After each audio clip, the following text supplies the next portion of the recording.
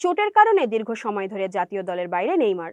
তবুও 2026 বিশ্বকাপে খেলার স্বপ্ন এখনো ছাড়েনি ব্রাজিলিয়ান এই তারকা।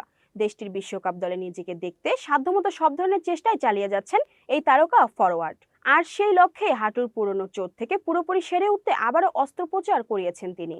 সর্বশেষ আন্তর্জাতিক বিরতিতে ফ্রান্স ও ক্রোয়েশিয়ার বিপক্ষে দুটি ম্যাচ খেলেছে ব্রাজিল। তবে কোচ কার্লো আনচেলত্তির সেই স্কোয়াডে জায়গা হয়নি নেইমারের। আনচেলত্তির আমলে তো বটেই, 2023 সালে অক্টোবরের পর থেকেই মূলত জাতীয় দলের বাইরে রয়েছেন তিনি। দীর্ঘদিন দলের বাইরে থাকায় ব্রাজিলের সর্বকালের সর্বোচ্চ এই গোলদাতা 2026 বিশ্বকাপে খেলার সম্ভাবনা অনেকটাই ক্ষীণ হয়ে এসেছিল। 34 বছর বয়সী এই তারকাকে নতুন করে ভোগাচ্ছিল হাঁটুর পুরনো চোট। সেই অস্বস্তি থেকে মুক্তি পেতেই ফের ছুরিকাচির নিচে নিজেকে সঁপে দিয়েছেন তিনি। চিকিৎসকের পরামর্শ অনুযায়ী এবার অস্ত্রোপচারে প্লাটিলেট সমৃদ্ধ প্লাজমা থেরাপি ব্যবহার করা হয়েছে। এটি একটি পুনর্জন্মমূলক চিকিৎসা পদ্ধতি, অর্থাৎ এই পদ্ধতিতে ক্ষুদ্র টিস্যু ক্ষত দ্রুত সারানো যায়, পাশাপাশি সংযোগ স্থলের ক্ষতিগ্রস্ত টিস্যু শক্তিশালী হয়ে ওঠে।